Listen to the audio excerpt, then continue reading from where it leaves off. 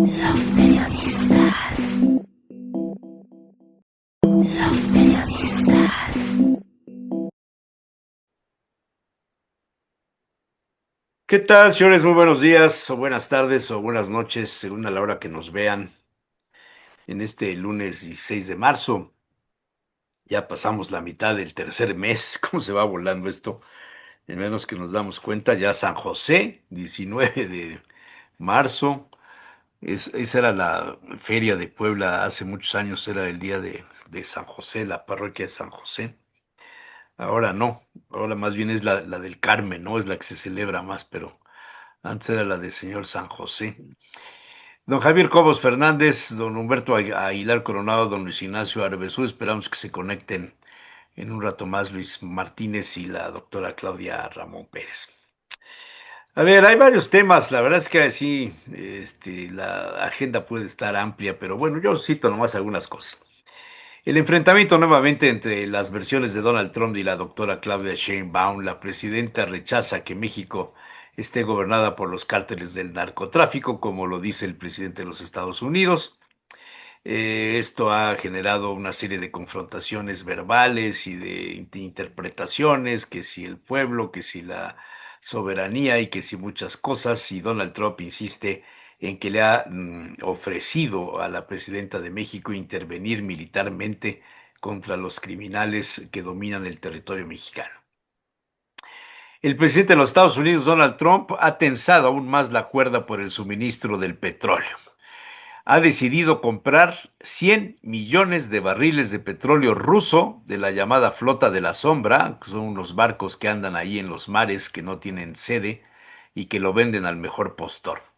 Viejas embarcaciones de origen dudoso que no pagan los impuestos ni las sanciones que tienen en Europa y que vuelven a mover las piezas en este rompecabezas de la geopolítica del Medio Oriente. El movimiento se produce después de que los ingresos del Kremlin aumentaron un 17% en 2 semanas y las exportaciones desde los puertos del norte de Rusia un 24% tras el comienzo de la guerra de Irán hace 2 semanas. Es decir, los principales beneficiados de la venta del petróleo con los nuevos precios son los rusos, el Kremlin.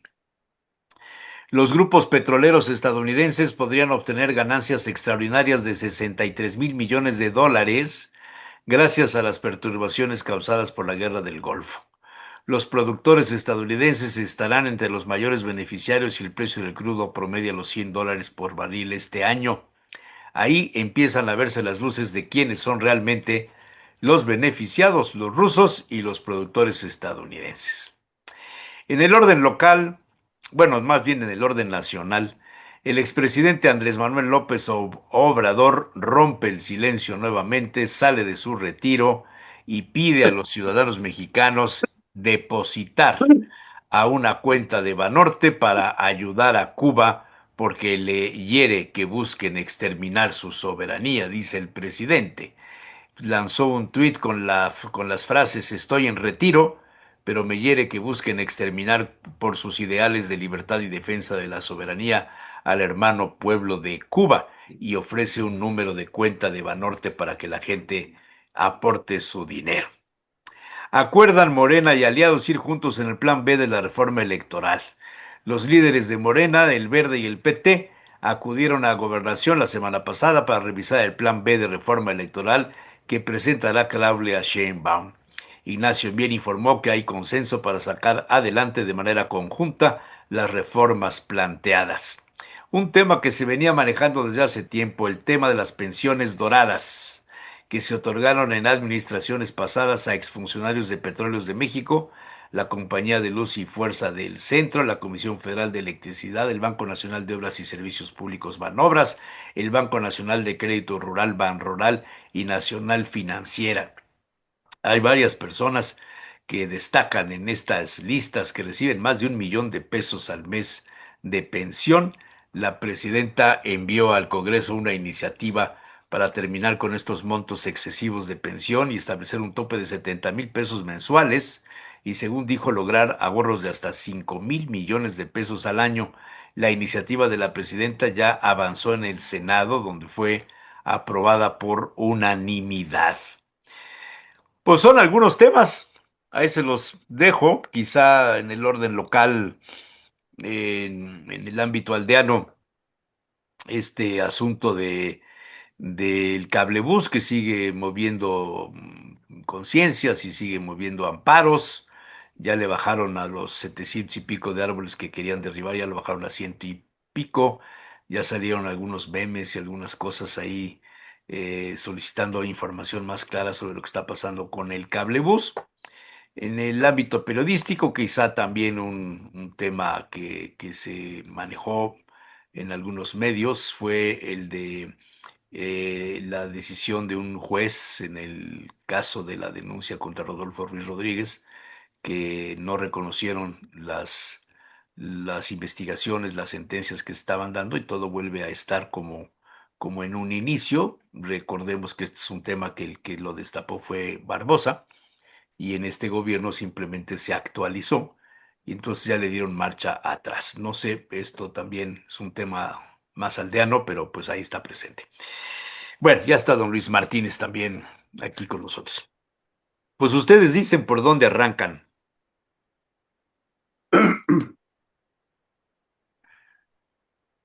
Pues ahora sí que por orden de aparición, ¿no? No, pues a Está ver, bien. ¿qué les animas? Hay cosas calientes. Sí, un chorro.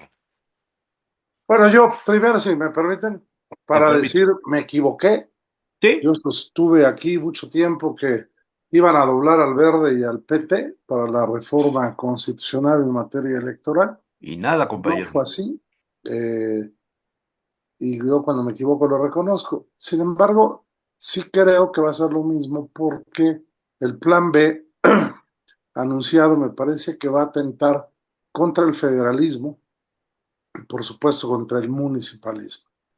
Son temas que habrá que discutir ampliamente porque la reducción de regidores, la reducción de diputados, eso la presidenta está tratando de hacerlo ver como un ahorro para la federación, pero pues si los gobernadores de los estados y los presidentes municipales, que en su mayoría son de Morena, no hacen nada y dan la orden, como ya la dio el gobernador de Puebla, de atender a esta recomendación y reducir el número de regidores en los municipios de Puebla, pues la verdad es que va a ser bastante complicado. Yo me iría más por el tema de los recursos que ganan los regidores. En el caso del Estado de México, por ejemplo, es un escándalo lo que ganan los regidores. Y sí es cierto, ganan mucho más que la presidenta de la República. Entonces, bueno, al final del día, el no aprobar la reforma electoral sigue dejando en manos de los dirigentes partidistas la selección de las listas de sus candidatos de representación proporcional. No afecta para esta elección que se hayan o no eliminado la lista nacional en el Senado de la República.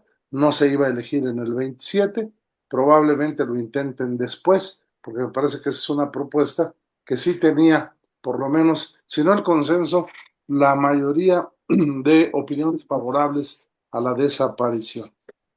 Y qué tristeza que no se pudo llevar a cabo una reforma que le cierre la puerta a la delincuencia organizada, a los recursos de procedencia ilícita en las campañas electorales y a la inhabilitación o retiro de candidatura o cargo a la persona o las personas que hayan recibido recursos en las campañas electorales de la delincuencia organizada y que sea comprobado. Ese es, me parece que el tema central del asunto. Y no se le dan mayores facultades al Instituto Nacional Electoral para este tipo de temas, ¿no? A ver, yo creo que hay puntos de vista según, como dirían en mi pueblo, según el sapo es la pedrada. Yo conozco muchos regidores, a lo largo de mi vida he tratado con muchos y todos sirven para dos cosas. La primera es que forman parte de las listas de las planillas para compensar a los grupos de poder en torno a la sucesión de un municipio. El segundo es que normalmente las y los regidores son personajes que van a avalar lo que el primer regidor, el presidente municipal vaya a ser. Tercero, los regidores no representan al pueblo, no consultan con los ciudadanos, no defienden los intereses de los ciudadanos. Lo primero que hace un regidor es sacar la charola para estacionarse donde quiera. Lo segundo que hace un regidor es tramitar la cancelación de multas de sus compadres, sus amigos, las licencias de funcionamiento, etcétera. ¿Sigo?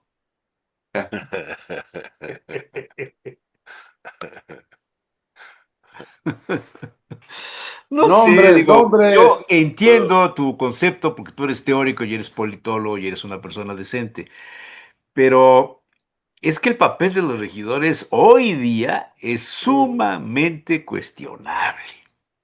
Sumamente cuestionable. Yo te pediría que revisaras las revistas de sociales, de rostros, de ahora ya no hay la columna de Ferdiza o las cosas que salían antes de Sociedad. Pues los regidores y las regidoras son eso, son la parafernalia del poder político del municipio. No hacen una labor social, cívica, o por lo menos no trasciende que la hagan. Son damas de compañía. Digo, no te quiero citar nombres. Hay de todos, del PAN, del PRI, del que tú quieras.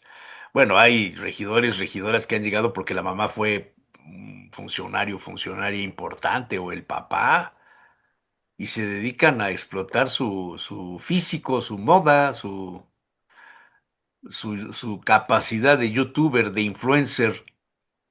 Creo que el tema de los regidores debía revisarse a fondo y realmente em, de redefinir el papel del regidor, redefinirlo y pedirle cuentas a los regidores. También creo eso. Pero bueno, yo no soy politólogo ni entiendo de esto y bueno, ya ni modo. Ya dije lo que dije. Doctor Luis Ignacio Arbezú levantó la mano. Fíjate que Sácame del apuro. no, no, como hemos dicho en las últimas semanas, creo que tienes razón en todo lo que estás Órale, diciendo. ya traigo campaña, man. Sí, no, sí, yo voy a votar por ti, mi querido Jesús. Eso. Fíjate que Quiero ser regidor del pueblo. fíjate que en la semana se cumplen 100 años de que inicia la guerra cristera en México. Y en la Sí. semana hubo dos conferencias, una en la UPAEP sobre eh, ¿cómo se llama? El que era el presidente de la CJM, ahorita me acuerdo de Guadalajara, un beato ahora, Ah, Anacleto claro, González Flores. Anacleto González Flores, perdón, Anacleto, sí. ya el alemán me afecta la cabeza, caray. Y la otra, el día de ayer, sobre los arreglos después de la cruz, de la cristiana. Yo siempre estuve en contra de los arreglos, porque se me hace que fue una traición de alguna manera a la gente que estaba peleando. Pues, es una idea que siempre tuve. Y lo que me sorprendió de las dos conferencias fue los marcos jurídicos con los cuales actuaban. Es decir, se acaba de sacar la Constitución, en el 17 empiezan los problemas con lo que venía en la Constitución, y entonces obligaban a los mexicanos a que siguieran una serie de cosas en la Constitución que no iban de acuerdo con lo que la mayor parte de los mexicanos vivían. Y por otro lado, en los acuerdos, por ejemplo, obligan a los cristianos a no comentar nada, no ir en contra de lo que se dijo en los acuerdos, ser obedientes, obedecer a las autoridades, estar con el obispo, etcétera, ¿no? Entonces, había dos marcos jurídicos por los dos lados y en los cuales estaban jugando ajedrez y lo que pasaba abajo no les importaba, ¿no? Y eso sí me llamó la atención. Es decir, hablamos de democracia, de un sistema en el cual las decisiones vienen de abajo hacia arriba. Y entonces, ¿qué pasa? Pues tenemos que confiar en que las gentes tienen capacidad para pensar y criterio, ¿no? Pero no pasa solamente en la parte pública, pasa, por ejemplo, en las empresas. Durante mucho tiempo las empresas, el elemento más fuerte siempre había sido el supervisor. Tú entrabas a una empresa y si tenías ganas de ir al baño, tenías que pedirle permiso al supervisor, así tuvieras 40 años, ¿no? O sea, porque no tenías la madurez para otra cosa, como si entras y te dijeran, deje su cerebro allá en la entrada, ¿no? Y cuando se vaya, no se le olvide llevárselo porque lo van a necesitar allá afuera cuando sea usted padre de familia o el rollo, ¿no? O sea, no sé si me explico. ¿Realmente hablamos de democracia, otra cosa? ¿O son élites que están escogiendo de alguna manera u otra cosa y siempre han discutido, ¿no? O sea, el gran problema para mí fue ese, ¿no? O sea, ¿por qué no hubo representantes de los que estaban combatiendo para decir qué pensaban del acuerdo, ¿no? O sea, no tenían que hablar los obispos y los obispos con el gobierno, ¿no? Y finalmente, en qué culminó? En la consolidación del sistema político mexicano. El gran consumador y consolidador del sistema político mexicano no fue Calles, ni tampoco Patricio Ortiz Rubio, que fue el que le entregaron o que empezaron las negociaciones, fue Cárdenas. O sea, la nacionalización petrolera estuvo apoyada por la iglesia. Y eso no es un cuento, está ahí, está bien, es parte del arreglo. Entonces dices, a ver, espérame, entonces le aconsejan a los cristeros que se rindan porque era imposible que ganaran. O sea, la guerra justa implicaba, te vas a levantar en guerra si sabes que tienes, pues, la ganar. Pero como tienes posibilidad de ganar porque no te apoyan los gringos, entonces ya mejor acabamos con la que está muriendo gente. Pues sí, pero ya se murieron, ¿no? Y has trabajado, ¿por qué no? O por qué no les preguntas, ¿no? No, no, no, las decisiones las tomamos acá porque todos son tontos. O sea, en el fondo, ese es el sentimiento que queda y creo que eso es muy fuerte, muy, muy fuerte. Yo creo que no es así, o sea, creo que por lo menos hay que pensar. Entonces, ¿qué pasa? Vamos a este punto y creo que aquí empiezan las transformaciones. Yo decía la semana pasada, lo comentábamos, que si Claudia Sheinbaum reculaba en lo que estaba planteando, ¿no? O quitaba lo de los plurinominales, eso sí iba a ser para mí la debacle. O sea, ustedes lo saben, yo lo comenté aquí, no tengo ningún empacho en decirlo, voté en blanco porque no confiaba en ningún partido político. Y yo decía, bueno, si de verdad quitan los plurinominales, me van a hacer pensar, porque entonces están tocando un tema en el cual realmente son camarillas que manejan y controlan todo. Y esto se refleja impresionantemente a nivel municipal. Lo que pasa es que no se veía. Cuando salió la lista hoy, y fíjate los temas cómo están relacionados. Cuando salió la lista esta de las pensiones, yo dije, ay, caray, no vaya a estar yo, ¿no?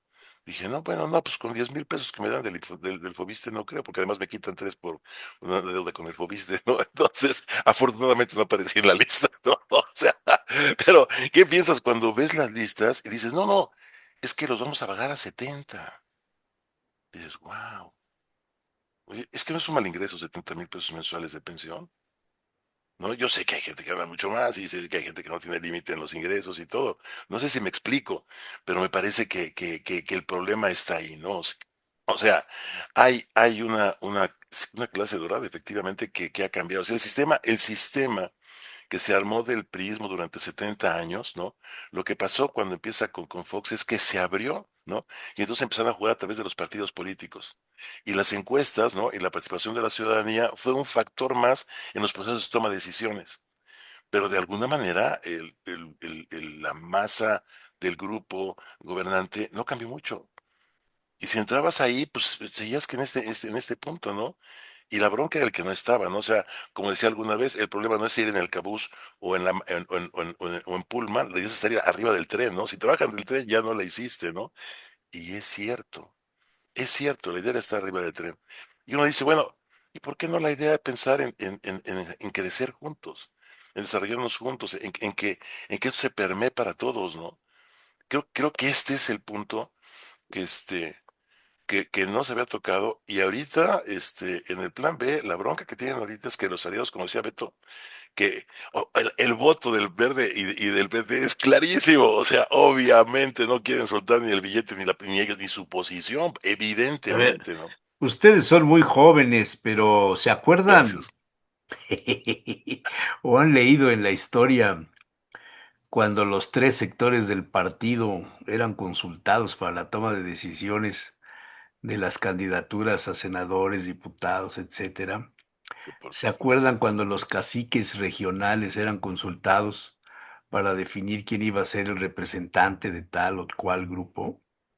Esto es lo que sucedía. La compensación era el tener el arreglo con los grupos de poder, que los grupos de poder hoy día, con todo respeto debo decir esto para los militantes de algún partido político, se han convertido en los franquiciadores y franquiciantes de los partidos. Pongo un ejemplo. Los Rivera en el PRI, los Morales en el PRI hace muchos años, los Jiménez en el PRI hace cuántos años, del 82 para acá. Y en el No, PAN hombre, puedo también poner ejemplos. tú sabías que los López O Portillo sea, estaban no es precisamente posible que a estas desde alturas a la esposa de Lalo Salomón, Rivera la estén precandidateando para ser la candidata para la presidencia municipal de Puebla. pues, ¿Qué méritos tiene? Con todo respeto, ¿eh? Digo, pues aguantaba alguna persona importante, ¿no? No, Digo, alguna cosa tendría, ¿no? o sea, ya no le demos vueltas al asunto. La Por reforma supuesto. electoral le hace falta, en serio sí hace falta, Sí, pero sí, hace sí. falta a fondo. Sí, sí, sí. A fondo. Y con Yo estoy en sistemas, contra de que los primos y los hermanos y los hijos de los caciques y los que controlan la madera en la Sierra Norte, los que controlan el agua en San Martín y los que controlan el huachicol en el Triángulo Rojo y los que controlan, bueno, ya para qué les digo, hombre. Pues fíjate todos que tienen sus posiciones ahí en el Congreso del Estado o en el Congreso de la Unión. hay Esa es una, la política, esos son los grupos de poder reales, eh, metaconstitucionales, dirían los expertos. hay una institución en Francia que se llama la ENA, la Escuela Nacional de Administración. Sí, sí, sí. Tú no puedes ser servidor No público si no eres puedes, egresado de en la ENA. Francia eso es futa, Yo tuve futa. suerte de que tú no lo sabes y no te puedes saberlo, pero yo soy egresado de la ENA. O sea, Yo lo sé, por eso te invité, porque yo sé quién eres. no, pero a lo que voy es a esto. Creo que lo que tenemos que pensar seriamente y empezar a proponer en México es definir las diferentes formas como los servidores públicos deben ser electos. Hay cargos en que tienen que ser electos por mérito, Correcto. porque si vas a bachar Por calles, tienes que ser un capacidad, por ingeniero que sepa capacidad. bachar calles, si no, Sí, no no a tu cuate. porque el amigo del hijo del presidente es arquitecto o es ingeniero, pues, él que se haga cargo de la obra pública y ahí Así es, vamos, ahí vemos, ¿no? Porque hay que juntar para el 27. así Esa es la frase. sí, claro. Hay que juntar para el 27 el retorno, así le llaman Sí, sí, sí. a esa Y no, parte de yo te doy el contrato y el retorno es tanto, ¿no? y si no juntamos lana con una actividad que no podamos decir mucho por ahí, y entonces, aunque sea Sí, medio ilícita, ¿no? sí, Y entonces te empiezas a embarrar en otro tipo de cosas también. claro. O sea, este es el gran problema. Hay puestos que deben ser electos. Porque para mí los puestos de autoridad administrativa, si el presidente de la República, el alcalde, el gobernador, tienen que ser, los partidos son importantes para eso, porque son propuestas de generación y de desarrollo de la comunidad. Hay puestos mixtos. O sea, ya lo hemos comentado, si yo soy un director general y tengo un delegado administrativo, discúlpame, tengo una gente de confianza. ¿Me va a manejar los billetes? ¿Cómo no va a ser mi gente de confianza? Obviamente lo tengo que designar yo, Pues sí, pero pero esa gente de confianza debe tener la capacidad para exacto, o sea, manejar ese tema, no para claro, encubrir los negocios y la corrupción. exacto. No vaya a Hace agarrar muchos al años, tuercas, pero sí, hace muchos años yo leí un artículo, seguramente Beto lo ha de haber leído también, que hizo un hermano de un cuate que estuvo en la UPAEP como director de filosofía, de alguna cosa, Jesús, que era reportero en el Heraldo, bueno, trabajó en el Heraldo y luego se dedicó a las cuestiones filosóficas y esas cosas y fue director de organismos empresariales. Claudia, tú te debes acordar, no sé yo, no estaba. ¿En qué época? el hermano del que fue director de la Escuela de Filosofía, que fue también director o algo de la Escuela de Comunicación de la UPAEP. Ah, caray, ahora Dos sí, hermanos, eran dos hermanos. había muchos en filosofía, los Funes. No, no, no, no, no, no, A venían ver, de de México. filosofía ha estado. Castellanos, castellanos. Ya, ya, ya, ya. José Pablo Jesús Castellanos, Castellanos. Pero Pablo es el chico, ¿no? filósofo. Pablo es el Y filósofo. el otro Se Jesús dedicó es a la a comunicación, la la a la comunicación. empresa. Bueno, comunicación. ese, que no me acuerdo cómo se llama, escribió un José de libro ya por Jesús. José por de los Jesús. José de Jesús. Escribió un libro por allá de los 80, 78, 79, cuando yo andaba haciendo mis pininos en el radio, y lo invité porque escribió un libro que se llamaba El carcinoma del sistema político mexicano. ¿Te acuerdas, Claudia? No, fíjate que ese no lo conozco. No, bueno. Explicaba lo que estaba sucediendo con el sistema político mexicano en relación a esta lucha de poder de los grupos en torno del poder y de cómo esto había generado un carcinoma, una descomposición.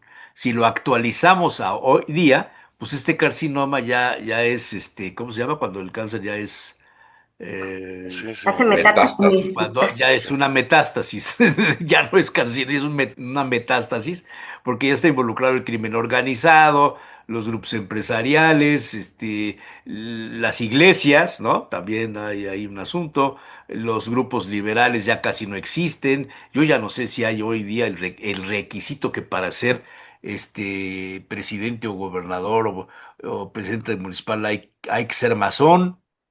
Hace muchos años eso decía la gente.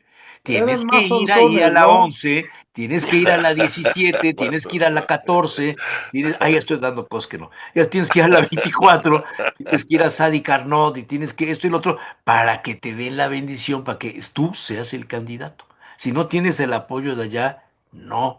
Tienes que ir a la casa de Luis Echeverría para que te dé la bendición. Tienes que ir con Fidel Velázquez. ¿No?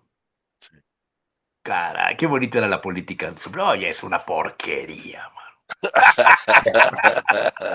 Por eso ya me salí.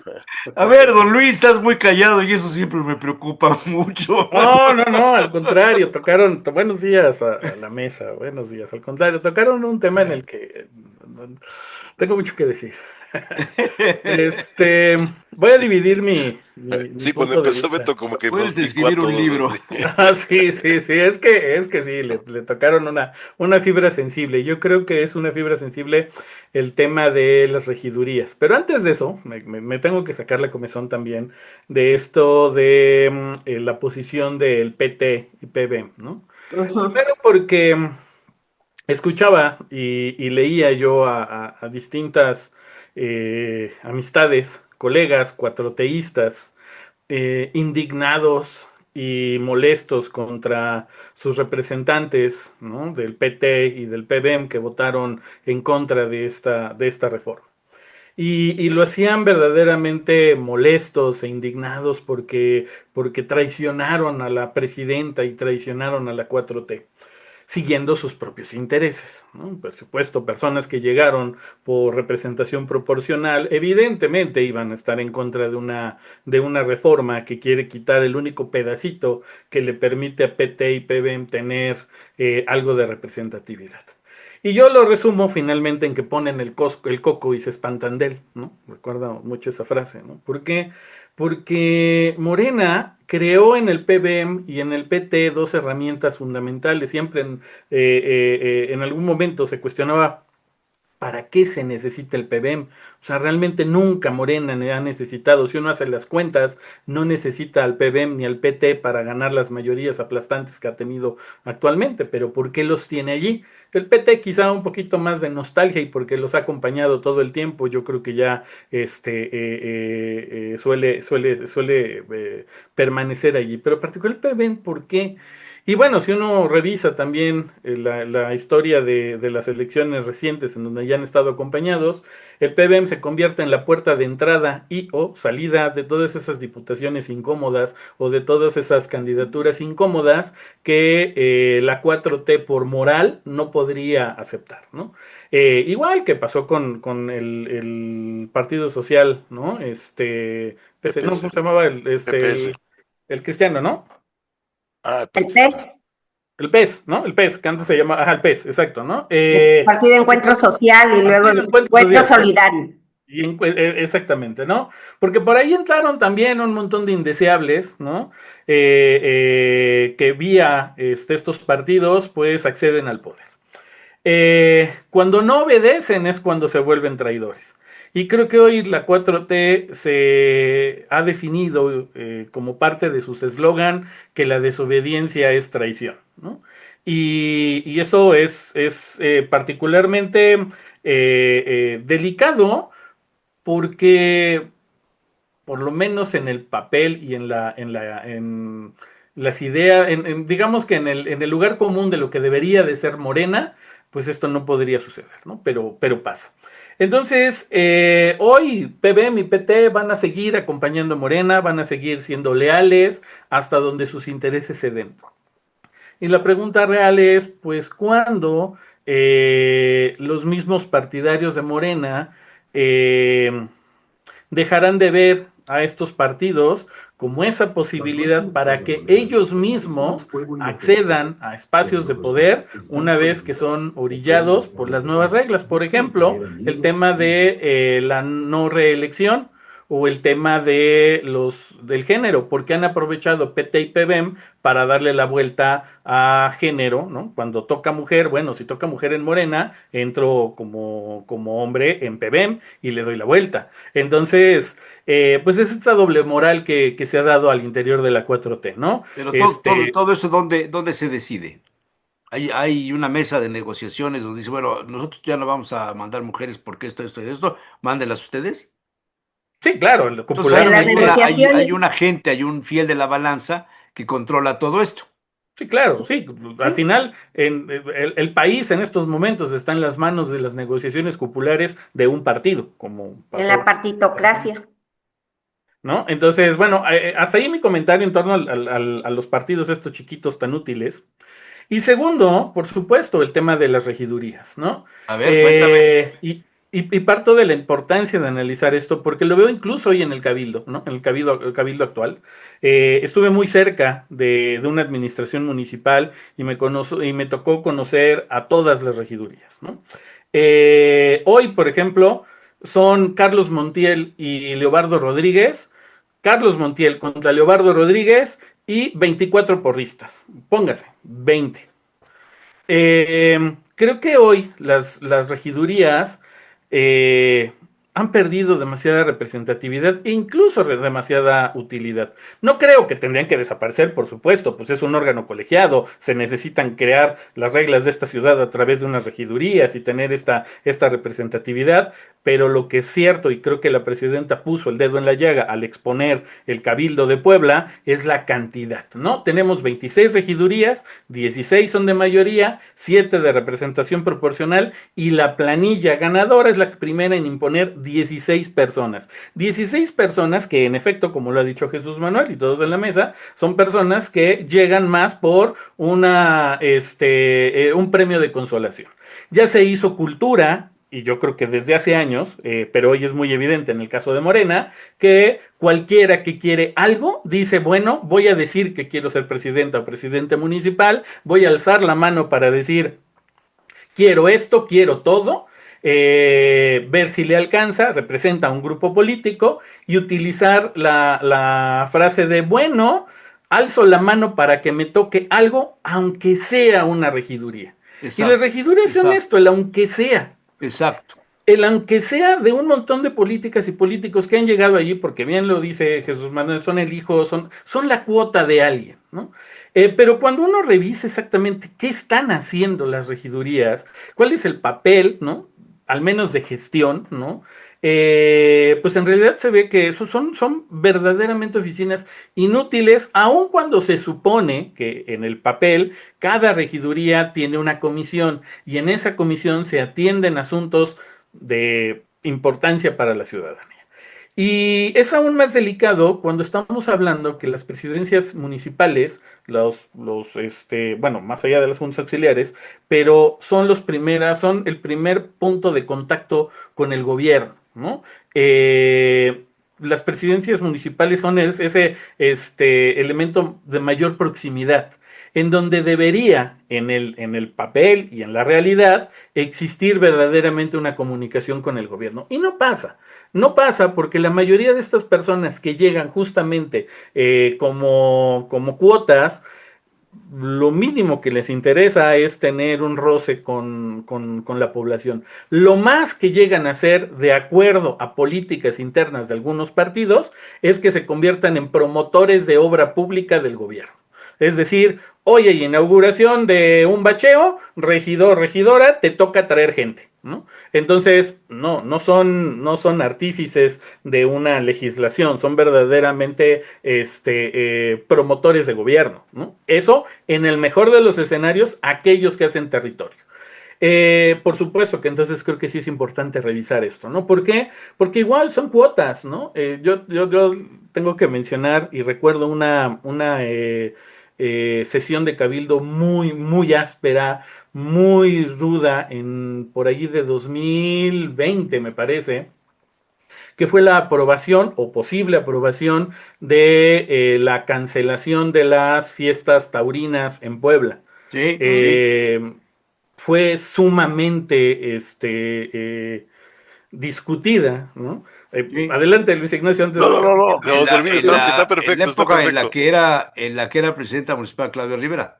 En la época en donde era presidenta Claudia Rivera, que además me tocó ver un cabildo, en algunos momentos un cabildo que sí funcionaba como cabildo, que insisto, podría funcionar perfectamente con 15 personas y ser igual, ser una discusión seria en algunos casos, ¿no? Pero bueno, había 26 regidoras, regidores, la mayoría porra, ¿no? Pero bueno, había puntos muy específicos a defender. Y recuerdo esta discusión porque recordarán que el cabildo estaba dividido básicamente en tres: los duros de Morena, que defendían aún los intereses de Claudia Rivera, un grupo que se hacían llamar los G5, G6, G7, algo así, que era un grupo de personas que estaban en contra de la presidenta Claudia Rivera, ¿no? Eran opositores, aunque pertenecían al mismo partido político o la misma coalición. Y estaba el grupo de la oposición real, ¿no? Que eran panistas, lo que quedaba de PAN, PRI y todo esto representado, ¿no? Y era una discusión muy, muy, muy dura en torno, insisto, a la fiesta taurina. Y recuerdo mucho que estaba tan cerrada la discusión para que se prohibiera vía la reglamentación municipal las corridas de toros. Y teníamos tiempo, eran tiempos de pandemia, ¿no?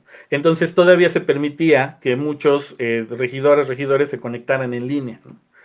Y extrañamente hubo un regidor que iba a dar el voto de calidad para que se prohibieran las fiestas taurinas en Puebla, que era del grupo político aliado de la presidenta municipal, y que ese día extrañamente le falló la computadora. Ese día, extrañamente, no llegó. Eh, Hoy es secretario de salud, por cierto. Hoy, seguramente en su oficina de la Secretaría de Salud tiene un cuadro con unos toros, no sé, lo imagino allí con unos cuernos y unos toros.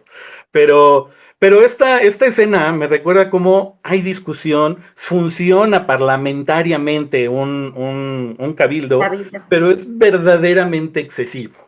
26 personas discutiendo algo que, insisto, podrían discutir la mitad de igual forma y nos podríamos ahorrar un montón de salarios, porque no son solo los salarios de las regidurías, son los bonos, no les he de contar, y seguramente Humberto, que ha estado también en esta situación, sabe que adentro hay bonos y no sabe cómo han defendido. La 4T misma defendía los bonos que recibían las y los regidores. Porque muy 4T, pero oye, es que ese bono era jugoso. Y los Y bonos y sagrado, las... y ¿Eh? sagrado, Luis Y Alberto. sagrado, ¿no? Entonces, y las oficinas con sus asesores, con sus plazas, por supuesto que es un gran aparato. Entonces, yo cerraría diciendo, a ver, ¿necesitamos regidurías? Sí. ¿Necesitamos cambiar la forma en la que se eligen esas regidurías? También. Y sobre todo, creo que sí necesitamos disminuir el número de regidurías.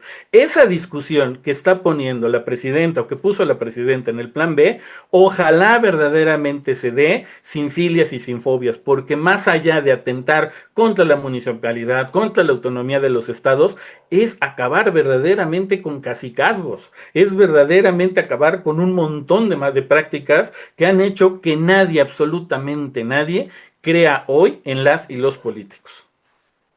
Correcto, Y- porque ese es el nivel de gobierno, el primero, que tiene contacto con el ciudadano. Sí, Y ahí es claro. donde se genera la desconfianza. Dos Era, cosas. era, Bueno, escuchándolo ciertamente, ¿no? Yo soy de la idea, gracias Una Nacho, galletita.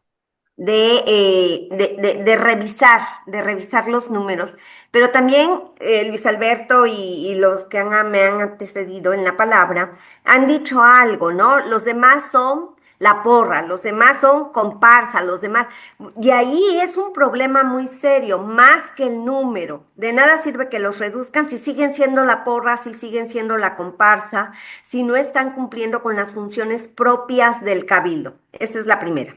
Y la segunda, bueno, los ciudadanos también tenemos una responsabilidad. ¿En qué sentido? En que pues se los permitimos, en el sentido en que no estamos al pendiente de la rendición de cuentas y demás. Y entonces estos puestos se convierten en lo que pues aunque sea cuando debieran de ser puestos que en todo caso deberían servir de fogueo para quien quiera ser político. Yo no le veo problema en eso siempre y cuando estuviera trabajando, estuviera recorriendo y ahí sí agarrara su morralito y unos buenos zapatos para generar esa cercanía con la población.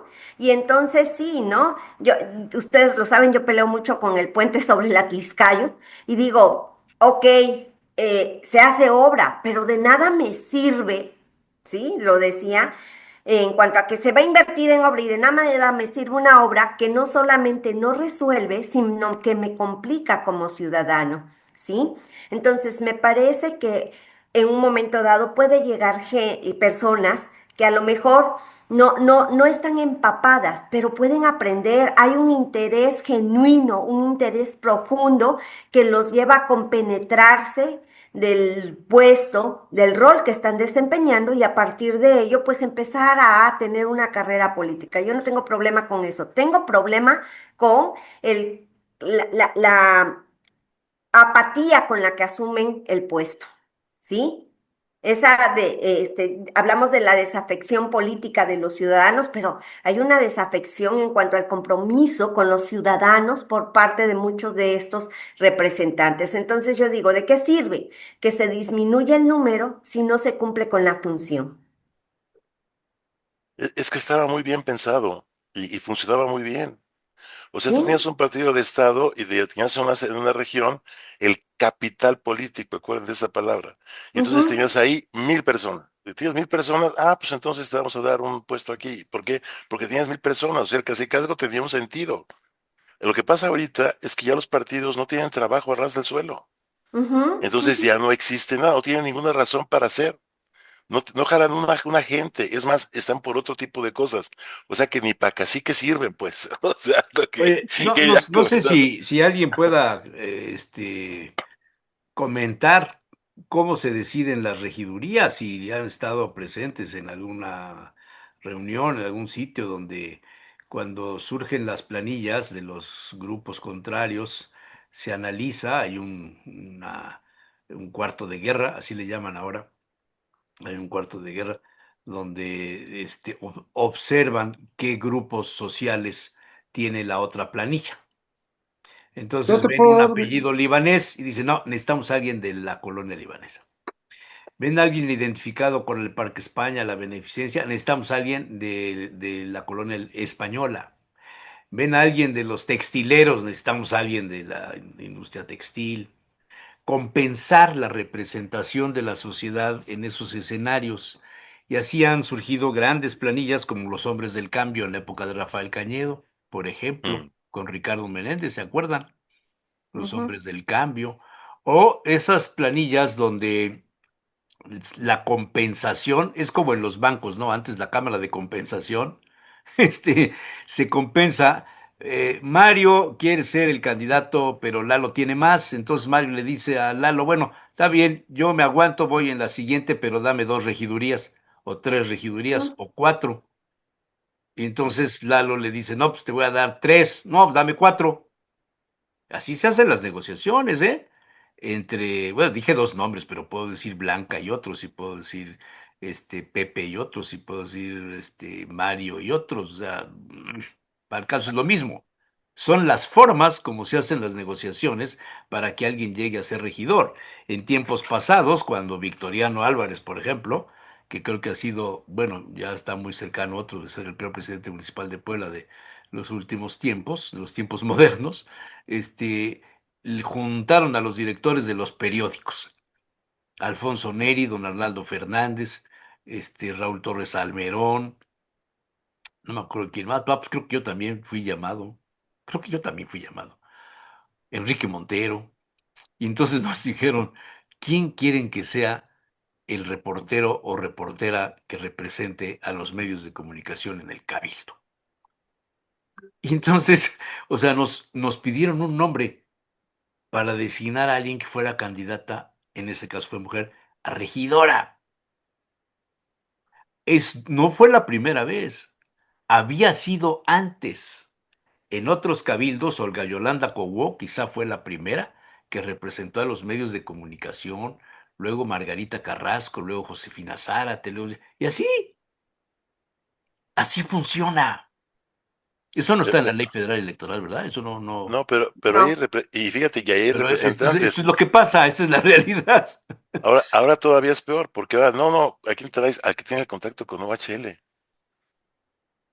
sí, con las Es iglesias. decir, ya eso ya ni siquiera es la representación a ras del suelo. Es decir, lo que Sí, quiero sí, decir es sí, que sí, sí. esto que fue lo que de alguna manera justificaba ese sistema Sí. porque había un cierto representación, ahorita no, estás buscando el contacto y Los ya ni siquiera intereses. tienes eso. Y hasta Entonces, ministros de la corte. por supuesto, ¿no? O sea, A ver, déjenme contarles una anécdota. está A ver, buenísimo esto. porque Está Javier Creo Cobo que está muy buenísimo. ilustrará. callado y eso también me preocupa mucho. No, no, no, estamos viendo ahorita el tema de la aldea y la política Sí, local. pero Yo hay que muy hablar del atento. petróleo porque esto está canijo, ¿eh? Sí, eso de las ganancias del petróleo, ¿no? Le Creo que están eso es más platicando. importante. Entonces Sí. démosle la voz a Javier. Venga, venga, Beto. Si quieres, A dale y ver, ahorita una platico. anécdota. En el 2010 estábamos contendiendo por la candidatura a la presidencia municipal Eduardo Rivera y un servidor. Yo hice campaña solamente 15 días eh, y él pues había anunciado mucho tiempo. Bueno, el caso es que los pronósticos decían que yo iba a ganar la candidatura interna. Y llegó un momento, yo había hecho ciertamente algunos acuerdos políticos con mucha gente y imagínense que llega Lalo a platicar conmigo, a decirme, oye, te propongo que la planilla que pierda integre a 5 regidores. Y yo le dije, de ninguna manera. Yo voy a ganar y yo quiero tener una plantilla de regidores profesional, una plantilla que realmente resuelva el tema. Ese era mi pensamiento. Me dijo, no, es que mira, Me es que imagino que sigue siendo. mi visión, claro, pero ya no quiero Dios jugar mío. ninguna candidatura. Pues, y total, me puso sus argumentos sobre la mesa y acordamos políticamente que el que perdiera incorporaba a 5 regidores de su planilla, siempre pensando en garantizar gobernabilidad. Al final, el día de la elección, alguien importante volteó los votos que me había prometido y se los dio a Lalo y perdí la elección interna por 89 votos, alguna cosa. Y entonces se incorporan 5 de los que iban en mi planilla a la planilla, bueno, más bien, sí, a la planilla de Lalo Rivera y son regidores, dado que Lalo Rivera ganó la elección a la presidencia municipal. Así eran las cosas, pero era un asunto de incorporar para gobernar al interior. No es que hubieran sido cuotas, porque yo puse, por ejemplo, a gente muy responsable, como Jaime Zurita, como José Luis Carmona, como Patricia Tomé, y a 2 muy cuestionados después, como Pedro Gutiérrez y Carlos Ibáñez, a tal grado que yo los tuve que desconocer como mis propuestas porque todo lo que hacían mal, pues Lalo Rivera y su gente me lo echaban a mí como culpa cuando yo estaba en Ciudad de México. Así son, así fueron las cosas. Ahora quizá intervienen algunos otros elementos en los que antes el PAN no estaba involucrado. Es decir, una posición para alguien del PRI, una posición para empresario, una posición para, etcétera, etcétera. Lo que antes hacía el PRI, incorporando a uno de la CROC, a otro de la CTM, a otro de los periodistas, a otro de esto y el otro. Acuérdense Entonces, cuando fueron regidores y suplentes, gente como González, el de Textiles El Carmen, bien, González, Toño González, ¿no te no me acuerdo. acuerdas? Toño González fue en un determinado momento el candidato suplente del presidente municipal, no me acuerdo de quién de ellos. Pepe Nucho también fue el candidato suplente de Guillermo Pacheco Pulido. Y esto se decidía en la delegación del PRI, donde llegaba el delegado, auscultaba a las fuerzas vivas y decían, a ver, el presidente municipal va a ser fulano de tal, porque ya lo decidió el gobernador y ya lo decidió el presidente y él va a ser. Ahora, ¿cómo lo adornamos? Porque ya sabemos que el sector privado no lo quiere. Ya sabemos que las mujeres no lo quieren. Ya sabemos que los trabajadores de la sección fulana del magisterio no lo quieren. Ya sabemos todas las cosas malas. Ahora, ¿a quién ponemos para que lo quieran? Y entonces ahí entraba la gente. Beto Pellico fue regidor, ¿no te acuerdas? ¿Así? Bueno, pues así se Qué, qué, hacían las negociaciones. Y dime, qué, ¿qué qué per- hicieron como qué perfección regidores? de representatividad. Nada. Bueno, Javier, el petróleo está por las nubes. Me alarma el asunto de los Estados Unidos de que autorizó la compra de 100 millones de barriles del petróleo ruso, de lo que llaman la flota de la sombra. Me alarma que el Kremlin aumentó 17% sus ventas, sus exportaciones de petróleo en 2 semanas de guerra con Irán. Rusia ya tiene un 24% de trabajo de exportación que antes no tenía. Y los grupos petroleros de los Estados Unidos están ya calculando sus ganancias extraordinarias en 63.000 millones de dólares, gracias a la crisis y a las perturbaciones que hay en el Golfo Pérsico. Sí, es mi estimado Jesús Manuel. Un poquito me recuerda lo que comentaba Luis Ignacio Arbizu, me parece que era que comentaba sobre el tema del concepto del costo, el precio y la utilidad, ¿no? Sí, Si por cuestiones coyunturales como la escasez, aquí fundamentalmente lo que sucede es que hay una escasez del bien finito en todo el mundo y que es demandado y que no se le ve, que ahí es una de las características principales del problema, que no se le ve el fin, si se le ve el principio, no se ve el fin, ya hemos platicado aquí la semana pasada, empieza a haber, digamos, una crisis de nerviosismo que exacerba la volatilidad de los precios y claro que hay ganadores, o sea, por supuesto que los grandes refinadores privados del petróleo que lo venden, que antes lo vendían en 70 y tantos dólares, ahora lo venden en 120 dólares, en 110 dólares, etcétera, pues la diferencia, no puedo decir en su totalidad, pero en gran parte sí es una utilidad que no hubieran esperado y que pues para bien o para mal resultan los ganadores de un conflicto que está costando cientos o miles de vidas, ¿no? Aquí lo delicado es que no se le vea, y eso siempre digamos, yo creo que es la variable que a mí me gusta estar observando más, cuando empieza a haber signos de que esto ya viene, ya se le ve la luz al final del túnel, ya le vemos un punto de término y a la fecha no se le ve. Por lo No, tanto, no se le ve. estas ganancias extraordinarias que están teniendo los petroleros, pues van a seguir. O sea, y es más, yo cada vez que veo la noticia sobre el tema del estrecho de Hormuz, lo que ha venido, digamos, sucediendo día con día, más ataques de un lado y más ataques del otro, digo, híjole, la violencia genera violencia y no se ve señal para que esto empiece a tener fin. Y efectivamente, lo que tú estás diciendo de las ganancias extraordinarias de unos y de otros lados, pues de alguna manera vean su fin. No lo estoy viendo. El tema que hizo el G7 con ¿cómo se llama esto? Liberación de 800 millones de De las barriles, reservas. de las reservas, ahí hay que distinguir, una cosa es la OPEP y otra cosa es el G7, ¿no? La Sí. OPEP es la que decide, digamos, las cuotas de producción de manera que se mantenga el precio estable.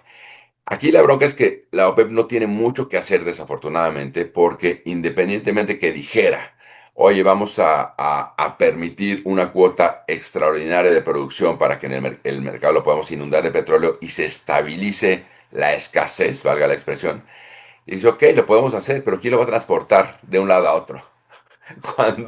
Cuando hay minas de por medio. Entonces lo que se hace es precisamente soltar más bien las reservas de los diferentes países, en este caso del G7, para decir, ok, en lo que no puede llegar de un lugar a otro, al menos sí soltemos las reservas para de alguna manera estabilizar el precio.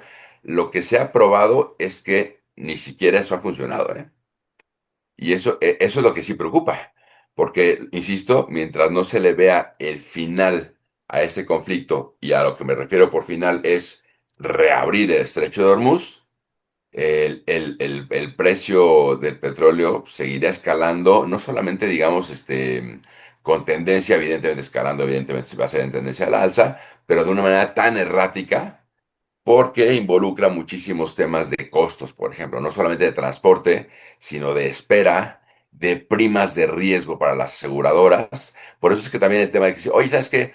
Ahora la diferencia en la utilidad que van a tener las petroleras va a ser pura utilidad, pura ganancia, ¿no? La verdad es que tampoco es eso. O sea, al mismo tiempo que suben los precios del petróleo internacional, no solamente está subiendo los precios, también está subiendo los costos. O sea, al momento que alguien en el mundo mañana quiera comprar petróleo, ya va a ser más caro porque las aseguradoras, derivado del riesgo que ya tienen, digamos, registrado históricamente por el tema de Hormuz, ya cobran mucho más por asegurar el arribo de la mercancía, ¿no? Si me voy a entender. Entonces, no toda es utilidad. Sin embargo, mientras no veamos el fin, eh, pues la cosa sí está que preocupa, ¿eh? Es más, yo de hecho veo más bien que sigue escalando. Yo la verdad es que dije, bueno, en algún momento Estados Unidos también tiene, digamos, intereses en apaciguar ya el conflicto. Digo, ya se estranguló suficientemente a China. Yo creo que ya tiene como que más interés en ir bajándole el tono a este conflicto, pero no veo claro. La verdad no veo claro. Bueno, llevan 2 semanas y ya hay algunos artículos que señalan, en el Washington Post, por ejemplo, hablan de que las tácticas iraníes están complicando la declaración de victoria para Trump. Y hay otros Sí. que señalan que Trump no encuentra el punto donde ya terminar con este problema y está abriendo otro, que es Cuba, que no hemos hablado del tema de Cuba, ni hemos hablado de la amenaza de Trump de nuevamente decirle a la presidenta que manda a las tropas militares de los Estados Unidos para combatir al narcotráfico, porque los narcotraficantes siguen gobernando México. Y la presidenta le Sí. dice que no, y viene todo este debate que la semana pasada abarcó varias cuestiones, ¿eh? Sí, nuevamente, Y el llamado de López Obrador para depositar dinero en una cuenta de Banorte para ayudar a los cubanos. qué descaro. Qué barbaridad. Sí, efectivamente. Bueno, cerrando el tema de lo del el Golfo de Hormuz, nada más con una idea. A mí me da la impresión, es una mera impresión personal, no lo he visto en ningún articulista ni en datos, pero por las señales a mí me da la impresión de que se le está saliendo de las manos a Trump No, ya, el ya tema de hay, ya hay notas de eso en la prensa de los Estados Unidos, ¿eh? Pues mira, bueno, es que Hay dos, confirma las sospechas que yo hay tenía. dos cosas interesantes, fíjate. Una, ya está Francia y me parece que Alemania tratando de hacer negociaciones con Irán para pagar una cuota y pasar por el estrecho. Y una noticia sobre eso. Primer dato. Segundo dato, ¿para qué quiere Estados Unidos comprar los barriles de los barcos fantasmas si tiene todo lo de Venezuela? Quiere Pues decir que porque no lo quiere tiene controlarlo todo. o no lo tiene. A ver, ¿Quién sabe probablemente hay cómo que está el hablar de No, dólar? y Es ya le personas dieron más, el acceso al oro y a las tierras, ¿cómo les llaman? pero raras. es lo que Raras. dice Trump. O sea, está esto como decía Juan Pablo II, yace en poder de la mentira. ¿Quién sabe qué está Sí, pasando? a ver, doctor Luis Ignacio, nada más una pequeñísima acotación. El tema del acceso de Estados Unidos al petróleo venezolano, yo creo que en la, en los medios se ha, digamos, como que malentendido. Las reservas más grandes del mundo, las reservas probadas de petróleo más grandes del mundo, efectivamente las tiene Venezuela, pero Pero de no es, difícil pero extracción, ¿eh? Claro, Pero hay dos factores, exactamente. Uno, es petróleo muy pesado, no es tan fácil de extraer y requiere mucha infraestructura para poderlo extraer. No por nada, la producción a nivel mundial de Venezuela apenas se llega al 1% mundial. Es decir, para Estados Unidos, hoy por hoy, si no le mete, digamos, infraestructura para poder hacer extracción y refinación de este petróleo de gran mina de oro que hay en Venezuela, no le sirve para nada. Claro. Y ese era el rollo, o sea, ahí es donde está toda la mentira, o sea, no era nada más, lo toma aquí, lo paso para acá, lo toma aquí, lo paso para acá, ya cubrí todo. No, no es cierto. O sea, exactamente, todas esas partes de aspectos técnicos era una mentira que el otro nada más manejaba y sigue manejando en su discurso para negociar. Es increíble, ¿no? Ese es el Sí, punto. por supuesto. Hay otro dato técnico, ¿no? Que el tipo de petróleo que tiene Venezuela para ser explotado es complementario con otro tipo de petróleo, en este caso que tiene Irán, que es más ligero y que sirve para que en la parte de ingeniería empujen en las bombas el petróleo pesado. Digamos que era una tecnología, digamos, complementaria. Pero aquí lo que yo estoy viendo es que a Trump se le está haciendo, ¿cómo se dice? Bolas el engrudo. Sí. Y Yo lo me, que dice Jesús Manuel, no se esperaba, y ya lo que me está comentando ahorita, yo lo es que no había leído esas notas, ya las notas a nivel internacional ya están, digamos, dando cuenta que se le está empantanando un tema a Trump que no tenía pensado que se le empantanara de esta manera. Y eso sí está grave porque, insisto, mientras no se le vea el fin, mucho dinero se pierde, muchas vidas se pierden, mucha destrucción se lleva a cabo y creo que a Trump ya está, literal, yo creo que está perdiendo el control del asunto. sí. Y de lo que comentaba ahorita de Cuba y de la cuenta de Banorte de Cuba y lo que reiteró nuevamente, valga la redundancia, Trump sobre pues que la presidente es muy, muy, muy linda, pero que pues no gobierna y quien gobierna son los cárteles y que le hubiera gustado que aceptara la ayuda que se le ofreció, pero pues no la aceptó y casi, casi que le faltó decir, pues ahora que asuma las consecuencias que vienen. Pues yo ahí ya no sé muy bien qué comentar, porque mira, lo viene diciendo desde hace cuándo y, y no se ha habido una contundencia en su acción respecto a los cárteles en México de manera directa, ¿eh?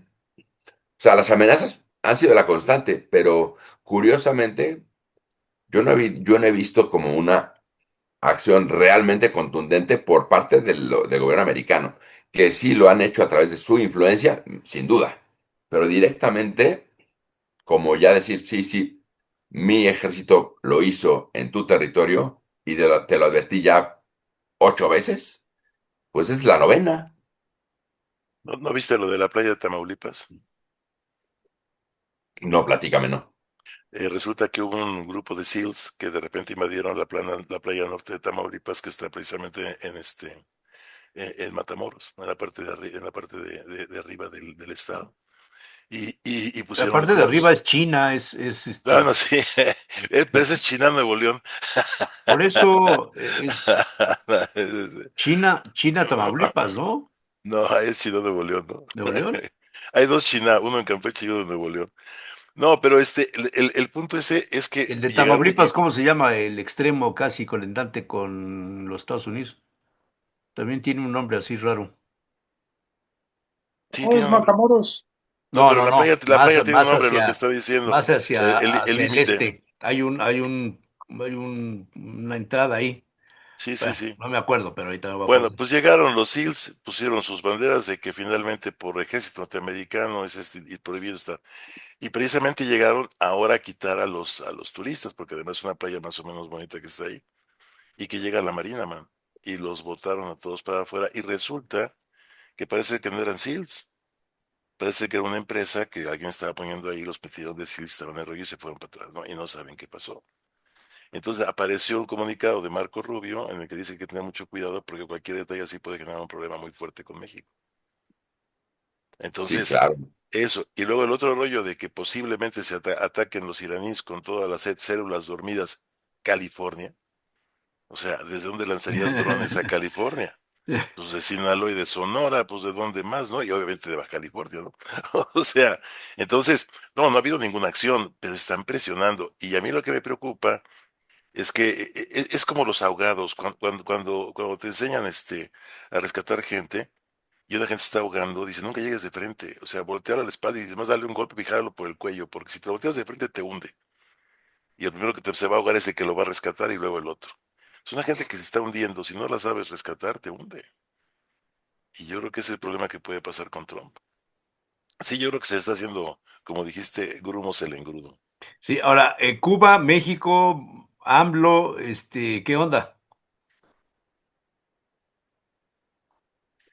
O sea, Cuba está en una crisis tremenda Terrible, de terrible, alimentos, de energéticos, de terrible. energía eléctrica, etcétera.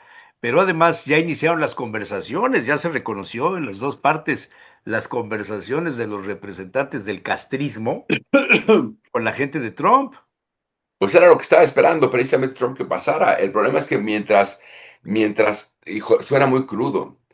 Mientras más estés apoyando a Cuba desde México, de la manera que sea, le estás dando, digamos, un poquito más de oxígeno y suena muy duro, pero lo que está esperando Estados Unidos es que se le acabe el oxígeno lo antes posible para poder entrar a negociar.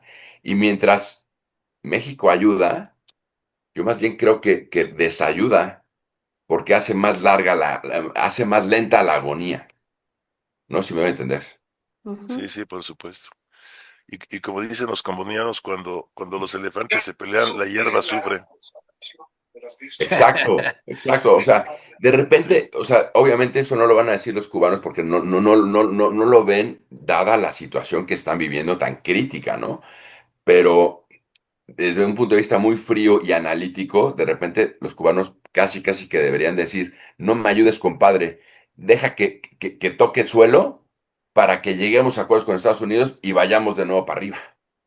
Y de repente Cuba, en el sentido más pragmático, frío y analítico del mundo, debería de sentir y pensar, no, no, México, no me ayudes, porque si me ayudas, alargas mi agonía. Si no me ayudas, voy a llegar a acuerdos con Estados Unidos más rápido. ¿Quién Que ese es el sabe, eh? punto. ¿Quién Bueno, sabe? ¿Quién sabe? Yo ahí tengo dudas porque finalmente el único respaldo, bueno, los únicos respaldos que tiene Cuba ahorita son Rusia, China, México, Venezuela ya no, Nicaragua pues vale para dos, A eso me refiero. Lo que le conviene, desafortunadamente, lo que pero le en conviene, América el único, la ancla que tiene es México. sí, y desafortunadamente, digo, la ayuda humanitaria de parte de México llega allá, aunque aquí los hospitales estén cayendo a pedazos, llega para allá. Y lo que yo percibo es que está simplemente alargándole la agonía a Cuba. yo preguntaría, ¿y quién distribuye la ayuda que llega de Cuba, de México a Cuba? ¿Por qué razón? Por todo lo que ha salido en cuanto a que se venden productos, en cuanto a que no está llegando directamente al pueblo, ¿sí?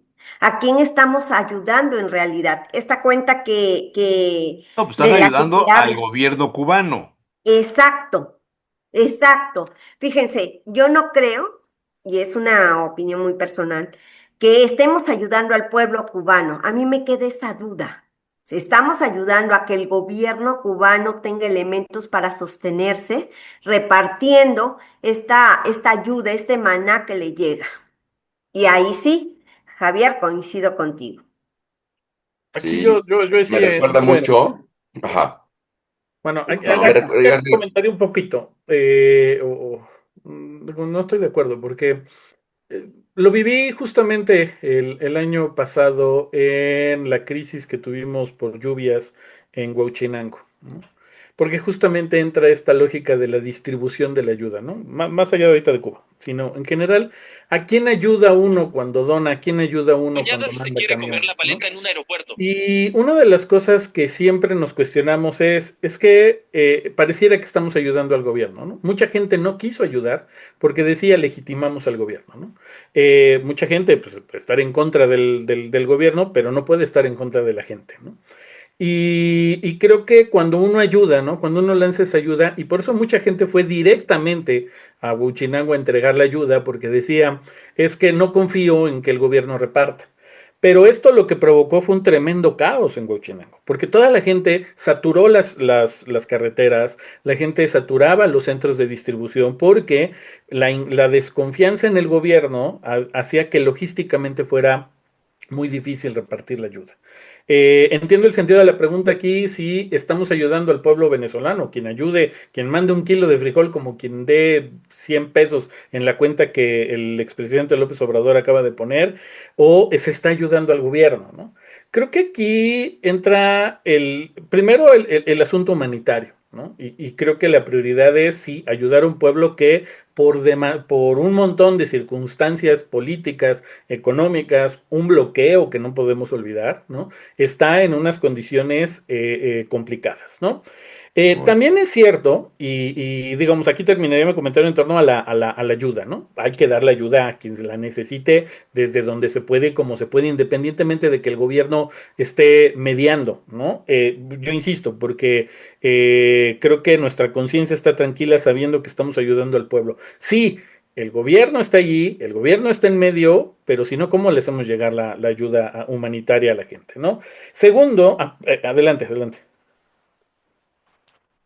Sí, Tu micrófono, eso está bien, eso no. Gracias.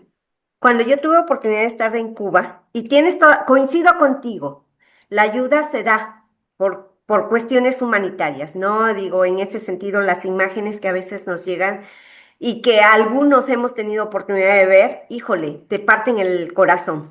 Definitivamente. Yo siempre he dicho que el viaje a Cuba es el lugar de donde yo regresé con algo de dinero y con la maleta casi vacía, ¿sí?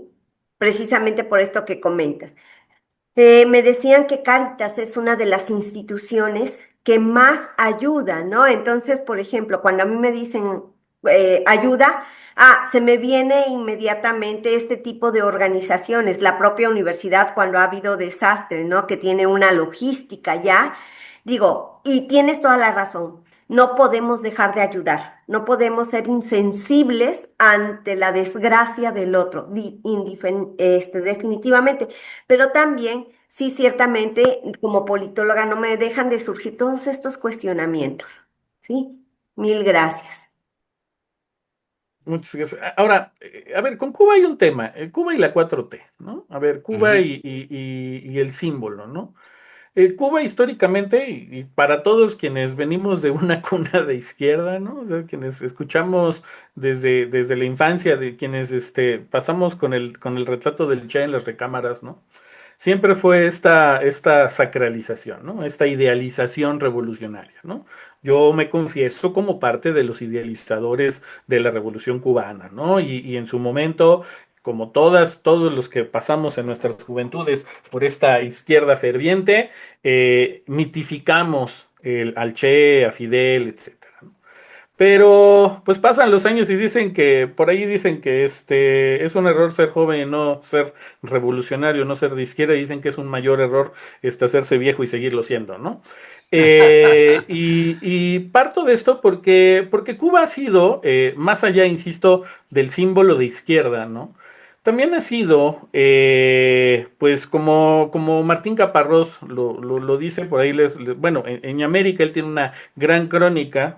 Cuba se quedó en los pendientes de mis visitas y mis salidas pausadas por la paternidad, pero eh, sin duda, Cuba hoy es, como lo representa mucho en sus crónicas Martín Caparrós, es esa ciudad detenida, ¿no? Esa ciudad detenida por un gobierno que prometió un cambio y se convirtió en el principal factor para evitar ese cambio, ¿no? Está claro que hay muchos contextos en el entorno de Cuba, el bloqueo por años del que pues, se tiene que hablar, es decir, Cuba no llegó allí sola, Cuba llegó a partir es consecuencia también, la situación económica que actualmente tiene Cuba es también consecuencia de un bloqueo, ¿no? Es también consecuencia de una burocracia horrible dentro de Cuba, es consecuencia también de privilegios que ha tenido la clase política en Cuba, es consecuencia de de muchas enfermedades gubernamentales que se han tenido en Cuba. Sin embargo, para la 4T es un gran símbolo. Cuba representa un símbolo. Primero, porque históricamente hemos estado hermanados con el gobierno de Cuba, ¿no? Creo que no hay ninguna persona en México que tenga o que sienta una animadversión contra el pueblo cubano, ¿no? Más allá de las filias y las fobias que se puedan entender junto con sus dirigentes visibles. Pero pues para la 4T es un gobierno de izquierda, asume una posición en torno al pueblo cubano, ¿no? Eh, Digo, ayer que el expresidente López Obrador compartía ya en la noche el mensaje bueno, las redes, los grupos de cuatroteísmo estaban rebosantes, alegres, optimistas, muy congratulados con Andrés Manuel por hacer esto, ¿no? Primero, pues, siempre una reaparición pública. Ha logrado ese fenómeno comunicacional hoy Andrés Manuel, que no sale, pero cuando sale, pues va a ser una gran noticia, ¿no? El hecho de dosificar sus salidas para cosas muy precisas ha hecho que sea un fenómeno y lo aprovecha. Yo creo que pero a lo mejor para mí pasa a segundo término que López Obrador haya hecho ponga una cuenta de banco para una donación, ¿no? Porque creo que eso es meramente un símbolo. Lo que está haciendo es que el obradorismo, la moral y la ética de la 4T está saliendo a dar una definición muy clara. México está con Cuba, independientemente, insisto, del mecanismo. El mensaje que Andrés Manuel López Obrador está diciendo es: México está con Cuba. La izquierda o el obradorismo están con Cuba y por lo tanto el pueblo sabio y bueno que aún mantiene a López Obrador, que Obrador mantiene cuestionado, va a salir a decir: México está con Cuba. Y esto es importante en términos de lo que se está diciendo en términos de dignidad del pueblo mexicano. Y aquí voy a otro matiz, que tiene que ver la posición de México internacionalmente, independientemente de que Cuba, Venezuela, Paraguay, Chile, todos son países autónomos que deben de asumir las consecuencias de sus propias decisiones. Argentina, Salvador, quien quieran, gusten y manden, deben de asumir las consecuencias de sus propias acciones. Y creo que eso es parte de la política mexicana. La no intervención, que yo insisto es fundamental en un país, y segundo, también el asunto de la ayuda humanitaria y la solidaridad latinoamericana. Está tratando de alguna manera de mantener esta solidaridad latinoamericana México. ¿Hay un riesgo? Por supuesto. Asumir ese riesgo tremendamente. Porque en efecto, cuando el señor de arriba está de Estados Unidos, está amenaza y amenaza a Cuba, y además nos tiene a nosotros sometidas por la posibilidad de que algún día entre con el ejército con el pretexto de los narcos, ese pretexto tiene verdaderamente complicada a la diplomacia mexicana. Pero insisto, como pueblo mexicano no podemos externar una política que históricamente hemos repetido: no intervención y solidaridad latinoamericana, ¿no? Hay un riesgo grande, insisto, pero pues es que es nuestra posición como país complicada, pero es lo que hay. Es lo que hay. Fíjate que ayer, justamente, por alguna razón, recordé un libro de Carlos Marx, que seguramente los que creyeron en la izquierda lo leyeron y los que no creíamos en la izquierda lo teníamos que leer para hacer el comparativo. Claro, Qué ¿no? buen comentario. Muy bien. Este, Había que leerlo a fuerza. Se murió Habermas, ¿eh? Hay que decir que también se murió Sí, Habermas. se murió Habermas, No. total que el libro el filósofo que dijo que era necesaria la religión para el ser humano. Sí. este libro, el 18 Brumario, de Napoleón Bonaparte, de Luis Bonaparte, perdón, que escribe Carlos Marx, en su primera parte, y se me quedó muy grabado porque además lo tengo subrayado en amarillo desde hace, pues, 40 años que leí este Ya libro. había marcadores amarillos. Mira, Eran chinos. eran chinos, sí. Y fíjate lo que dice a propósito de lo que está hablando Luis Alberto. Los hombres hacen su propia historia, no la hacen a su libre arbitrio, bajo circunstancias elegidas por ellos mismos, sino bajo aquellas circunstancias con que se encuentran directamente, que existen y les han sido legadas por el pasado. Evidentemente, Marx no se refería al tema de Cuba, pero me parece que sus propias palabras hacen que esta realidad que se vive en Cuba entren, pero como anillo al dedo, en la realidad que se vive. Yo lo único que creo es que está muy bien que el expresidente López Obrador abra una cuenta y se manifieste la solidaridad hacia el pueblo cubano, pero ojalá ese dinero llegara a los ciudadanos y ciudadanas cubanas, no al gobierno cubano. Y ojalá, antes de preocuparse por los cubanos, pues López Obrador se hubiera preocupado por los habitantes de la Sierra No, pues estaría Negra, bueno de hacer la una colecta Mixteca. para que haya medicinas en el IMSS. Exactamente, que esos son los temas que sí eran del campo de acción y de la autoridad, de la posibilidad de evitar el dolor evitable del presidente López Obrador. No Cuba, porque sí, qué bueno que nos manifestemos en solidaridad. Yo lo dije hace algunos programas, yo tuve la oportunidad de ir a Cuba y ciertamente visité la zona turística, pero también me escapé y vi las carencias en las que se vive en Cuba. Yo no conozco Cuba y estuve 2 veces a punto de ir. Bueno, En yo sí dos, conozco Cuba. espérame, Conozco, en dos viajes que fueron históricos. Fueron históricos esos 2 viajes. El primero, cuando Pepe Doher, que era el rector de la Benemérita, mm, organizó un viaje para visitar y darle el doctorado, no me fue cosa, a Fidel Castro. Y yo estaba así en el la lista doctorado de los honoris causa. invitados. Estaba en la lista de los invitados, pero fui a hacer, haz de cuenta, como que de los últimos invitados. Entonces mandé mis papeles, mi pasaporte y todo, y ya no alcancé la visa y ya no fui. Y la otra fue una visita histórica en un vuelo privado, donde fue la alta jerarquía del episcopado mexicano, y de la cual no voy a dar más datos, pero yo también estaba invitado. Ay, Dios mío, Pues no. yo me invité No se me hizo conocer a don Fidel. y tuve la oportunidad de ir a Cuba. Yo tengo una caja de puros firmada por Fidel. Sí, no, Fíjate que yo tengo los puros, que eso sí me los regaló un amigo, que los compró en Nueva York, del 50 aniversario de la Revolución Cubana, ya. ¿sí? Pues a mí Coibas. nomás me dijeron come si te vas y nunca fui a ninguno. Mira, mira, gracias, Leonel. A los Coiba, claro. Bueno, Ahí yo está la les firma del decía, yo no fui comandante. invitada por nadie, yo me invité y afortunadamente tuve la oportunidad Esa de es falsa, esa es falsa, esa firma. No. de, de, de, La voy a de- vender, la voy a vender cara para los nostálgicos de la Ah, izquierda. yo creí que iba a decir, yo la voy a vender cara para la ayuda humanitaria, ¿no? No, no, no, No, me para pelea a No, los miren, toros, hombre. a Son los comprar, toros de 6 toros que hablaste el otro día, Jesús. a comprar Sí. esos para ir a los toros, Pues doctor. sí, no, claro, claro. no. Miren, a ver, yo tuve la oportunidad de conocer Cuba a finales del siglo pasado. Cuba era un país detenido en el tiempo, definitivamente.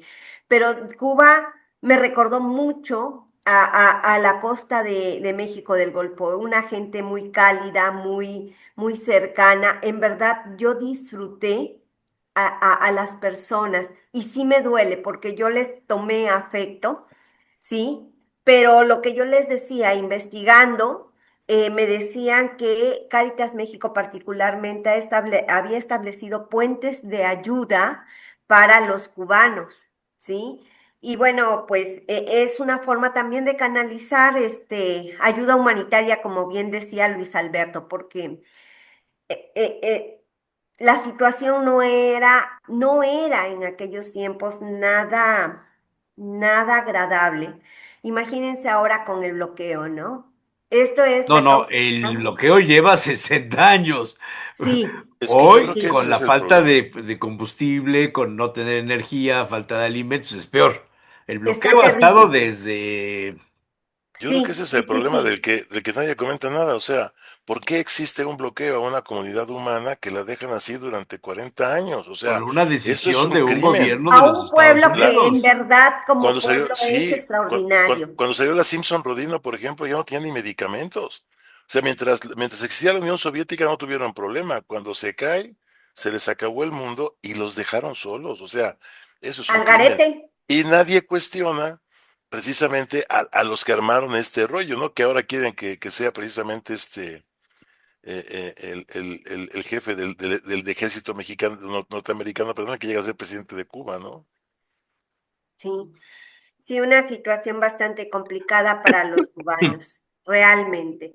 Conocí las tarjetas de racionamiento, conocí pues muchas de las cosas que ellos vivían, me llevaron a sus casas. No, no era fácil, ¿sí?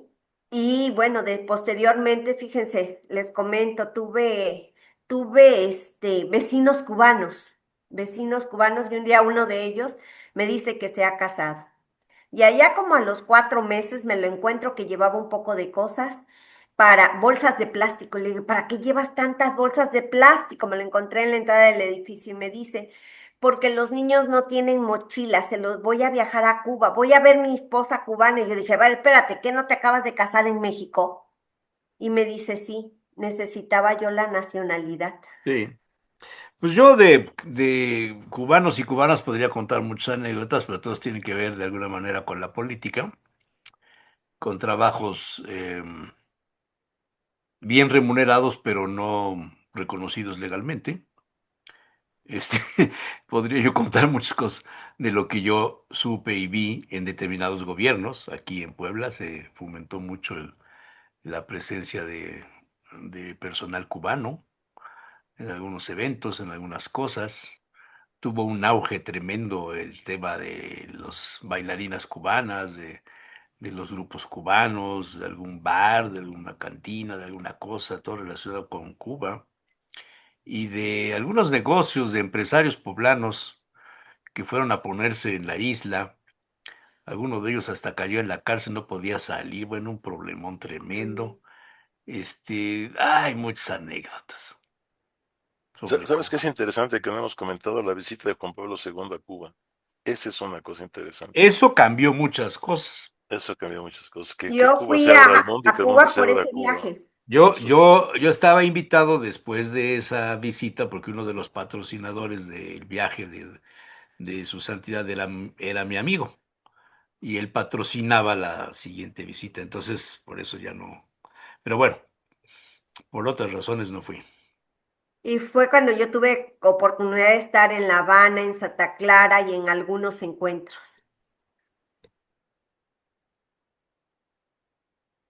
Pues muy bien, ¿qué más? Ya casi nos vamos.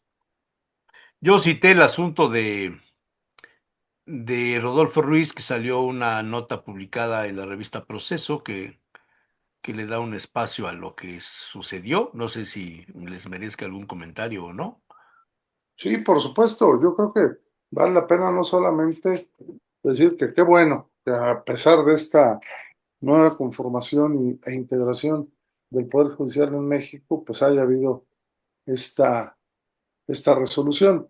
Ha habido manifestaciones públicas de Luis, mía propia, en este sentido, de que no se puede permitir el hostigamiento, la persecución, la descalificación a periodistas que ejercen su función con responsabilidad. Sí, y aquí yo sí destacaría que el origen de todo, pues es la persecución que hizo Miguel Barbosa, ¿no? Exacto, Que es Ese el es el punto, origen de ¿no? todo, es el origen de todo.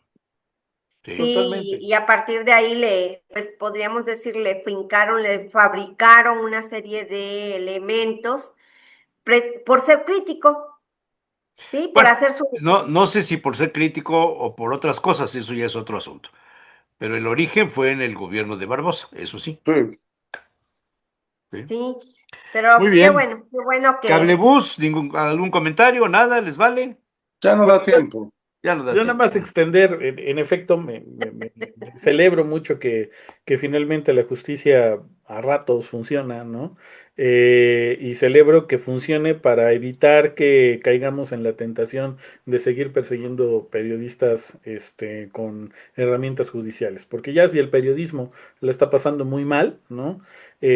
Como para que todavía, vengamos con el acoso judicial que en todo el mundo se ha dado, ¿no?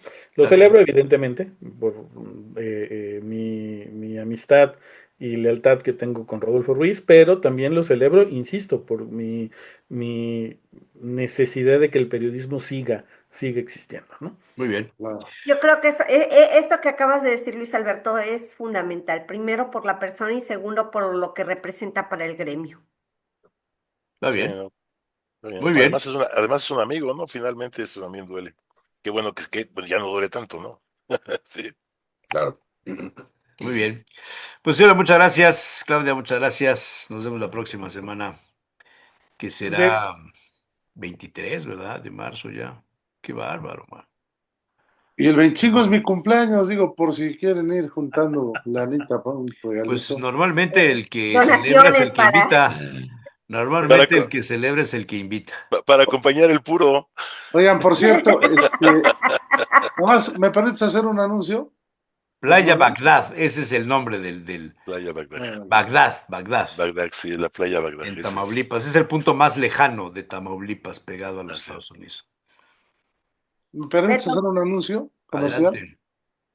El día martes a las 7 de la tarde vamos a hacer el lanzamiento de un nuevo proyecto que se llama The Speakers Academy, que tiene tres objetivos fundamentales. Uno, formar y certificar speakers.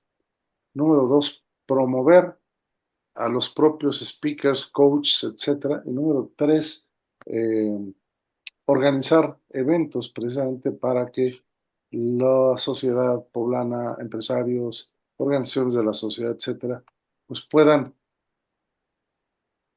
compartir, o más bien los speakers puedan compartir su conocimiento, su historia, sus experiencias de vida. Es un proyecto completamente alejado de la situación política y bueno, pues me daría mucho gusto Con que todo respeto, pero ¿qué es el speaker y qué me puede ayudar o en qué no, no? enseñarte a hablar, por ejemplo. Ah, pues ahí hay una lista enorme de Ya políticos y sé, políticas en funciones ya a sé, los que pero les puedes dar clases, hazles un descuento masivo. sí, pero si se acercan, nosotros no vamos a ir a ofrecer servicios a los políticos porque me Hay parece una que ministra que se ha hecho muy famosa, hay un desprecian. presidente de la el corte, problema es que para hablar hay que tener contenido. Exacto, y el mm, desprecio que hay hacia la palabra, hacia el diálogo, es que lo de speaker a mí, hacia... yo como no soy gringo y soy anti-yankee, así como dice Luis, que él es de la izquierda revolucionaria cubana, yo soy anti-yankee, man. No Esa importa, palabreja de speaker, ya se está utilizando en todos lados. sí, pero El ¿cómo día le de ayer, llamarías en español? por si, Orador, ¿no? el orador profesional. Orador. Orador Orador profesional, profesional. orador. El día de ayer fue precisamente el día, se conmemoró el Día Internacional del Speaker Profesional y el día de hoy es el Día Internacional de la Oratoria. Ah, Entonces, mira, hay en que ese orar. marco, en ese marco, Te voy a decir, mis como me decía compañeros, un padre, reza tres padres nuestros y no lo vuelvas a hacer.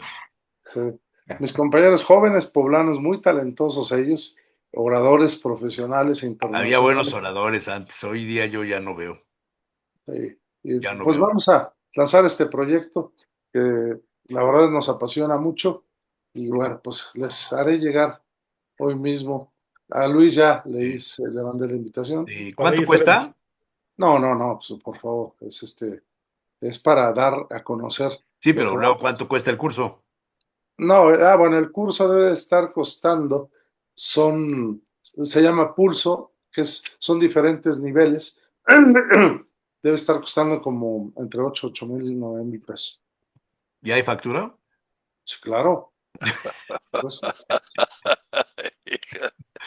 Está bien la Déjame información. buscar a alguien que voy a proyectar para regidor, para que ándale. empiece a tomar el curso. Luis Alberto Bueno, Bueno, sabe hablar. incluso ver las expresiones verbales, cómo cuentan. Se hizo claro. viral las caras que hizo una diputada federal que estaba atrás de Monreal cuando estaba reconociendo a los liderazgos de los otros partidos políticos por haber sacado por prácticamente unanimidad la, la votación Está del bien, auditor superior de la federación. está bien. Entonces, bueno, está Muy bueno. bien.